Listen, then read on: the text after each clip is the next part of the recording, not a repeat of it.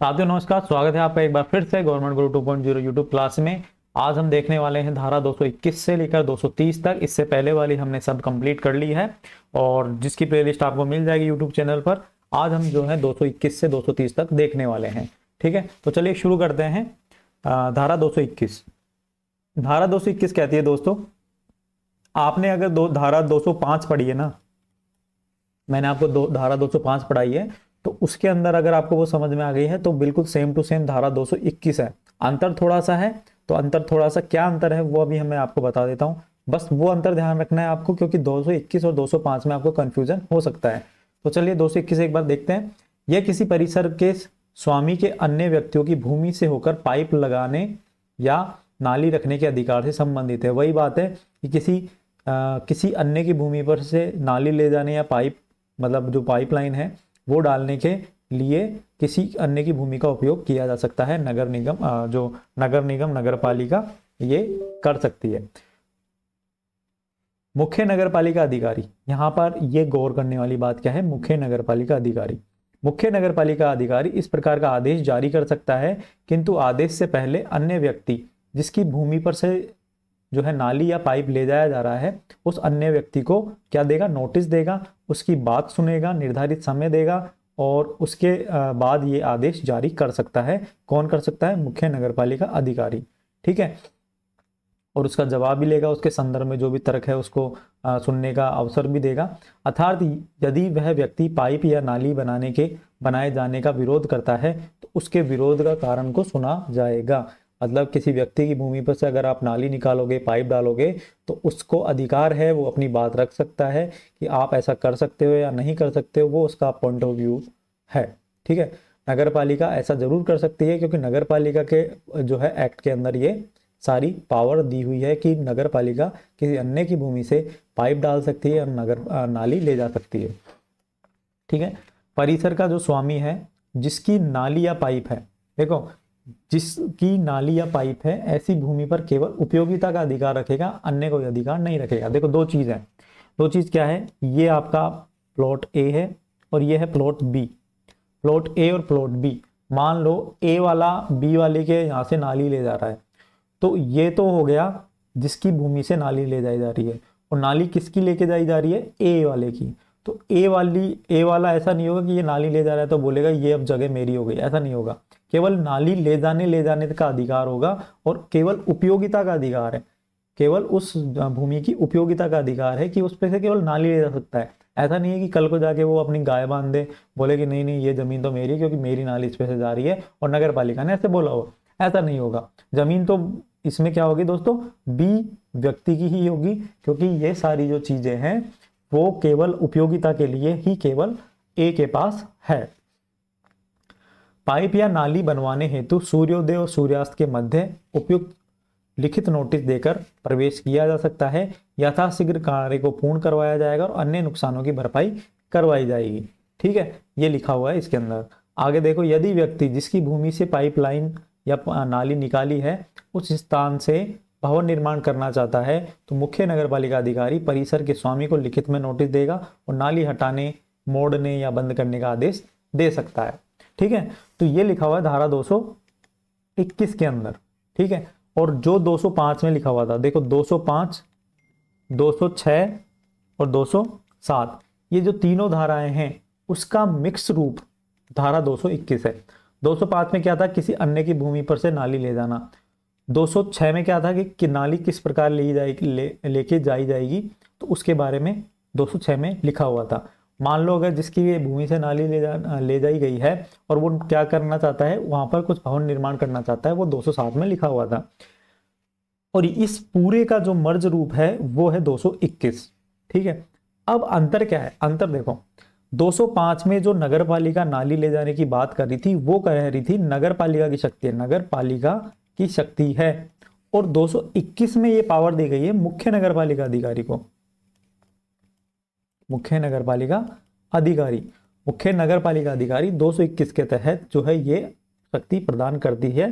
ठीक है, और नगर पालिका की शक्ति किसमें, 205 में। तो ये थोड़ा सा डिफरेंस है। देखो ये मैंने यहाँ पे मेंशन भी किया है कि ये धारा 205 के लगभग समान ही है। इसमें अंतर केवल इतना है कि 205 के अंतर्गत अनुमति नगरपालिका के द्वारा दी जाती है और धारा 221 के तहत जो है अनुमति मुख्य नगरपालिका के द्वारा दी जाती है। ठीक है, तो 221 आपको समझ में आ गया होगा। 222 देखो, धारा 222 कहती है कि इसके अनुसार उत्तरदायी या दायी व्यक्ति को नोटिस देने के बाद मुख्य नगरपालिका अधिकारी के द्वारा कार्य करवाए जाने की शक्ति से संबंधित है। मान लो किसी व्यक्ति को नोटिस दिया है लेकिन वो उस नोटिस का पालन नहीं कर रहा है, या नोटिस में जो काम करने के लिए उसको कहा गया था किसी व्यक्ति को, वो जो है वो कार्य को नहीं कर रहा है, तो मुख्य नगरपालिका अधिकारी उस कार्य को करवा सकता है, उसकी शक्ति है ये। तो 222 में ये लिखा हुआ है। इस अधिनियम के अधीन हालांकि मुख्य नगरपालिका अधिकारी जब उस काम को करवा देगा तो जो भी उसमें खर्चा हुआ है वो उदाई व्यक्ति से लिया जाएगा और 10% प्रशासनिक और पर्यवेक्षण शुल्क के द्वारा उसके वसूल किया जाएगा। यह अधिनियम के अधीन कोई व्यक्ति नगरपालिका क्षेत्र के भीतर जल निकास और मल वहन से संबंधित कार्य करने के लिए अपेक्षित या उत्तरदायी है, तब मुख्य नगरपालिका अधिकारी उसे उपयुक्त अवसर देकर ऐसा कार्य संपन्न करवा सकता है। ऐसे कार्य को संपन्न करवाने में जो भी खर्चा होता है तो उत्तरदायी व्यक्ति को देने होंगे एवं रखरखाव संबंधी व्यय सुविधा का उपयोग करने वाले व्यक्ति और व्यक्तियों द्वारा देय होंगे। मतलब कुल मिला के ये बात है कि मुख्य नगरपालिका अधिकारी अगर किसी काम को कर देता है, मान लो काम आपको करना था लेकिन आप नहीं कर रहे हो और मुख्य नगरपालिका अधिकारी ने वो काम करवा लिया, तो उसमें जो भी खर्चा आया है तो वो आपको देना होगा।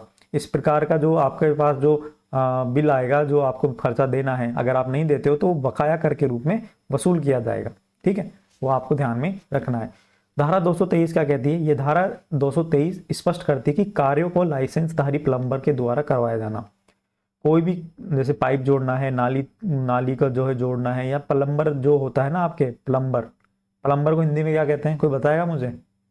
प्लम्बर को हिंदी में क्या कहते हैं, कोई बताएगा? चलो कमेंट में मुझे बताना, फिर मैं आपको, अच्छा गूगल मत करना, अगर किसी को पता है कि प्लम्बर को हिंदी में क्या कहते हैं तो मुझे कमेंट में बताना, फिर मैं कल की जो नेक्स्ट क्लास आएगी उसमें मैं बताऊंगा कि क्या कहते हैं। ये धारा स्पष्ट करती है कि कार्य को लाइसेंसधारी प्लम्बर द्वारा किया जाएगा।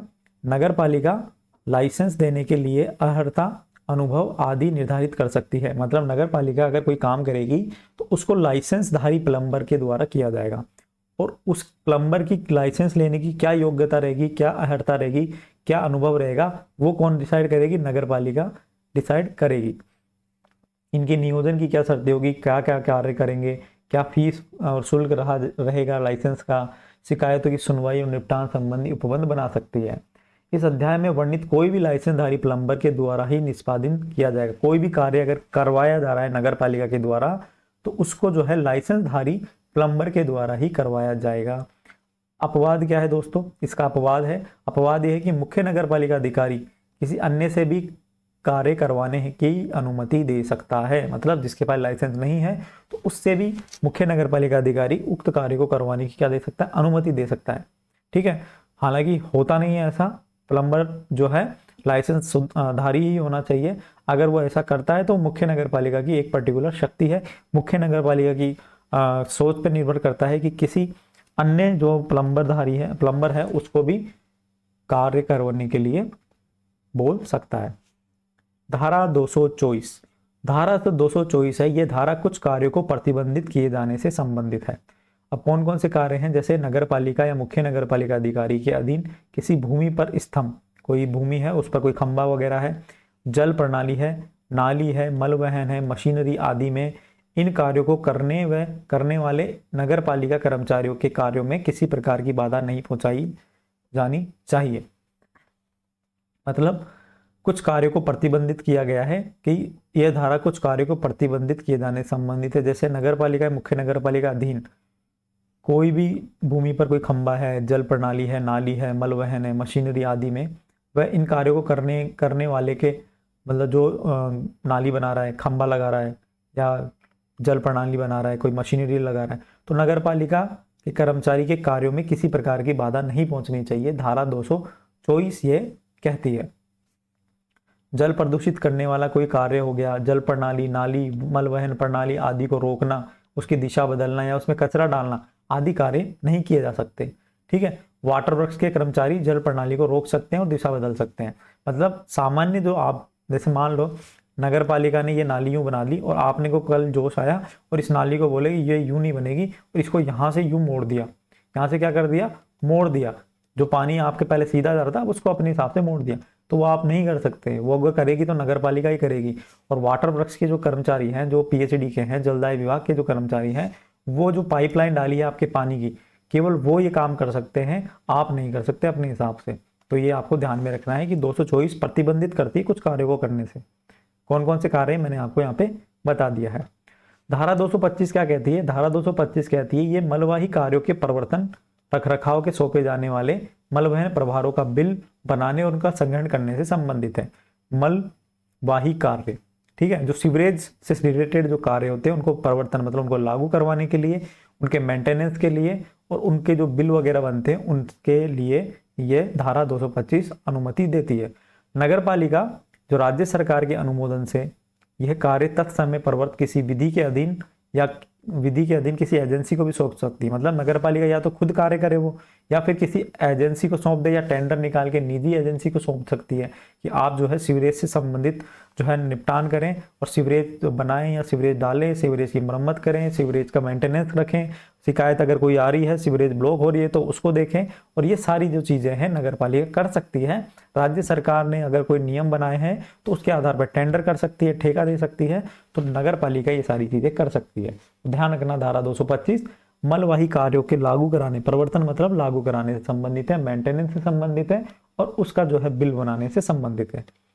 धारा 226, दोस्तों धारा 226 इंपॉर्टेंट धारा है क्योंकि ये है दोस्तों SWM, सॉलिड वेस्ट मैनेजमेंट, ठोस अपशिष्ट प्रबंधन। ठोस अपशिष्ट प्रबंधन और उनके हैंडलिंग के संबंध में नगर पालिकाओं के कुछ कार्य हैं।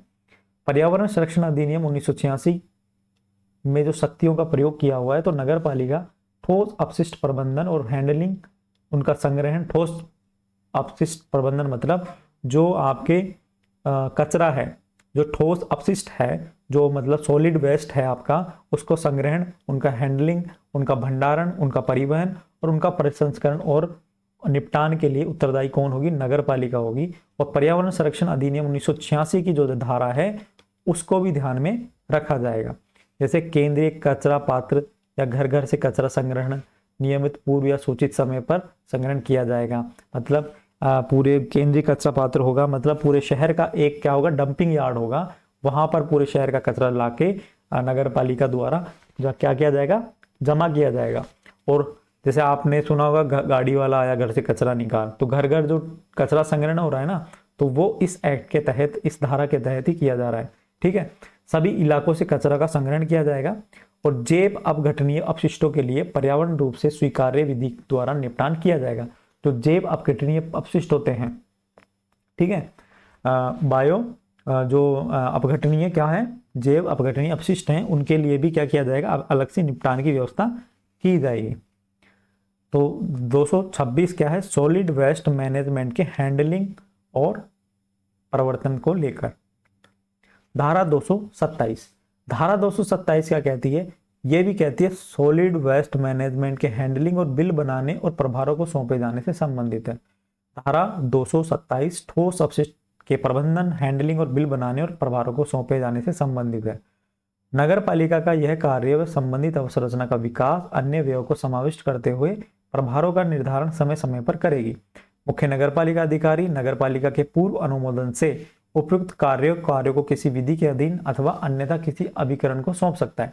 मतलब सॉलिड वेस्ट मैनेजमेंट जो है उसके लिए भी अलग से किसी प्राइवेट कंपनी को या किसी एजेंसी को सौंपा जा सकता है और उसका जो है बिल बनाया जाएगा, प्रभार सौंपे जाएंगे। ठीक है ना, मतलब प्रभार भी लगाए जा सकते हैं आपके ऊपर, जो है कि आपको जो है 100 रुपये 200 रुपये जो प्रति माह पर घर देना होगा, चाहे वो बिल के अंदर जोड़ के दे या किसी भी तरह जोड़ के दे। तो कचरा उठाने वाली जो गाड़ी है उसका आपको पेमेंट करना होता है। देखना आपको बिल के अंदर देखा होगा कोई सरचार्ज लगा होगा कहीं ना कहीं पे, सफाई शुल्क, सरचार्ज सफाई शुल्क कुछ लिखा होगा बिल के अंदर, देखना। तो एक तरह से आपसे ही पैसे वसूले जाते हैं। देखो सरकार का जितना भी मैनेजमेंट चलता है तो उसके लिए पैसों की आवश्यकता होती है और पैसे जो है आप जनता पर टैक्स लगा के ही लिया जाता है। ठीक है, तो ये ध्यान में आपको रखना है कि 227 में क्या लिखा हुआ है। धारा 228, धारा 228 सॉलिड वेस्ट मैनेजमेंट से संबंधित है। और जो भी कचरा निकलता है, जो भी सॉलिड वेस्ट मैनेजमेंट होता है, सॉलिड वेस्ट होता है, सॉलिड वेस्ट जो होता है वो नगर पालिका की संपत्ति मानी जाती है। कोई भी कचरा होगा वो नगर पालिका की संपत्ति होगा और उस पर किसी का भी अधिकार नहीं है। नगर पालिका क्षेत्र में नगर पालिका कर्मचारियों या ठेकेदारों द्वारा इस हेतु प्राधिकृत किसी एजेंसी संग्रहित समस्त ठोस अपशिष्ट नगर पालिका की संपत्ति होगी और नगर पालिका जैसा उचित समझे उनका क्या करेगी, निपटान करेगी। अब नगर पालिका उस कचरे को क्या करेगी, एक डंपिंग यार्ड में डाल देगी, वहां से वो कचरा क्या होगा, प्रसंस्करण होगा। मतलब कचरों से क्या है, कचरे से क्या बनाया जाता है, बायोडीजल बनाया जाता है, आपको पता है, ठीक है, बायोडीजल बनाया जाता है कचरे से, है ना, गैस बनाई जाती है कचरे से, केमिकल बनाए जाते हैं कचरे से, बहुत सारी चीजें बनाई जाती है। मतलब एथेनॉल, एथेनॉल क्या सॉरी बायोडीजल है, वो कचरे से ही बनाया जाता है। ठीक है, तो ये जो है चीज आने वाले समय में कचरे का भी, मतलब वो एक आपने वो देखी होगी वेब सीरीज देखी है सेक्रेड गेम, वो देखना, वो कचरे से मतलब कितने पैसे कमाते हैं वो लोग कचरे से, है ना, प्लास्टिक अलग करेंगे और मतलब काम काम की चीज़ें निकाल लेंगे और जो भी अपशिष्ट बच जाएगा उससे बायोडीजल बना देंगे, उसके बाद भी बहुत सारी चीज़ें बना देंगे, रबड़ से रीयूजेबल चीज़ें बना देंगे, रबड़ को गला के दोबारा उस रबड़ का यूज़ कर लिया जाएगा, बहुत सारी चीज़ें वो करते हैं। तो इस तरह से जो है कचरा नगर पालिका की संपत्ति होगा। अगर आपने कचरा दे दिया है नगर पालिका की गाड़ी में डाल दिया है तो फिर उससे आपका कोई लेना देना नहीं है। ठीक है, आगे देखो धारा 229। धारा 229 क्या कहती है दोस्तों, एक सेकेंड, हाँ,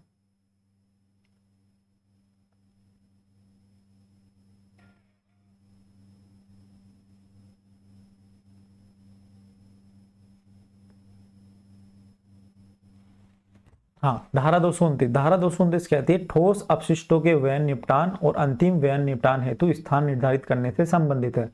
नगर पालिका स्वयं या अन्य एजेंसी के माध्यम से नगर पालिका क्षेत्र के भीतर या बाहर ऐसी रीति से जिसे वे उपयुक्त समझे ठोस अपशिष्टों का डिस्पोजल कर सकेगी।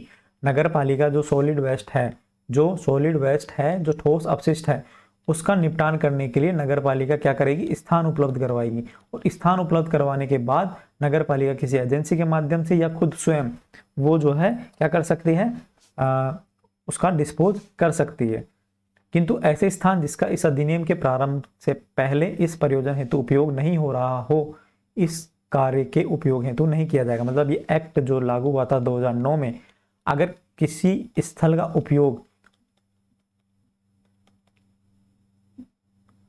किसी ऐसे मतलब जो शहर का जो कचरा था अगर किसी ऐसे स्थल पर डाला नहीं जा रहा था, लेकिन इस एक्ट के लागू होने के बाद उस नए स्थल का चुनाव कर लिया गया है कि यहाँ पे आपसे कचरा डलेगा, तो वो नहीं किया जा सकता, है ना। क्यों नहीं किया जा सकता, है ना, क्यों नहीं किया जा सकता, क्योंकि उसके लिए पहली तो विकास योजना में वह स्थान उस कार्य हेतु निर्धारित नहीं है। ठीक है, अगर वो विकास योजना जो मैंने आपको बताया था, विकास योजना धारा 173 के तहत मैंने आपको विकास योजनाएं बताई थी, तो अगर उसमें वो स्थान पर्टिकुलर स्थान कचरे डालने के लिए, कचरा इकट्ठा करने के लिए, कचरा संग्रहण के लिए निर्धारित किया हुआ है तो कोई दिक्कत नहीं है। ठीक है, या योजना के अभाव में राज्य सरकार ने अगर किसी का अनुमोदन दे दिया है तो कोई दिक्कत नहीं, अनुमोदन नहीं दिया है तो फिर दिक्कत है। तो मतलब स्थान अगर उपलब्ध कराना है तो उसके लिए पहले तो राज्य सरकार की अनुमति आवश्यक है और जो भी नियमों के अनुसार जो भी शर्तें हैं उनको फॉलो किया जाएगा।